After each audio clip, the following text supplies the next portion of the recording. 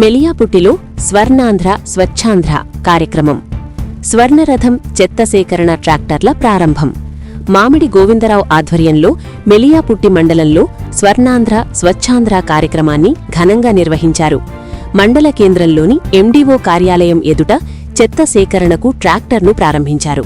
అలాగే మండలంలోని ప్రతి గ్రామ పంచాయతీలో పొడి చెత్త సేకరించి దానికి విలువ కట్టి నిత్యావసర సరుకులు అందించే స్వర్ణరథంను కూడా ఎమ్మెల్యే ప్రారంభించారు. ఈ సందర్భంగా ఎమ్మెల్యే మాట్లాడుతూ పరిసరాల పరిశుభ్రతతోనే మంచి ఆరోగ్యం సొంతమవుతుందని తెలిపారు.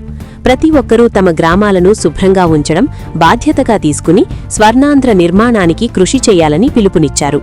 ప్లాస్టిక్ వద్దు, పేపర్ బ్యాగులు ముద్దు, ప్లాస్టిక్ను నివారిద్దాం, పర్యావరణాన్ని కాపాడుదాం అనే నినాదాలతో ప్రజల్లో అవగాహన కల్పించారు. అనంతరం స్థానిక ఎంపీయూపీ పాఠశాల ఆవరణంలో స్వచ్ఛత కార్యక్రమంలో పాల్గొని విద్యార్థులతో కలిసి పరిశుభ్రత పనులు చేపట్టారు. స్వచ్ఛాంధ్ర స్వచ్ఛ దివస్ నినాదంతో కొనసాగుతున్న ఈ ఉద్యమం ప్రతి ఒక్కరిని పరిశుభ్రత వైపు ప్రేరేపిస్తుందని పేర్కొన్నారు. ఈ కార్యక్రమంలో పీఎస్సీఎస్ అధ్యక్షుడు సలానా మోహన్ రావు, మండల అధ్యక్షుడు నంబల వెంకటరావు, మండల యువత అధ్యక్షుడు బసవ పరమేశ్వర్ రెడ్డి, సర్పంచ్ ప్రతినిధి రేఖానా వాసు, రాజశేఖర్ రెడ్డి, భాస్కర్ గౌడ్, ఎరుసు శ్రీనివాసరెడ్డి, శ్రీధర్, పడాల శ్రీను తదితర నాయకులు పాల్గొన్నారు.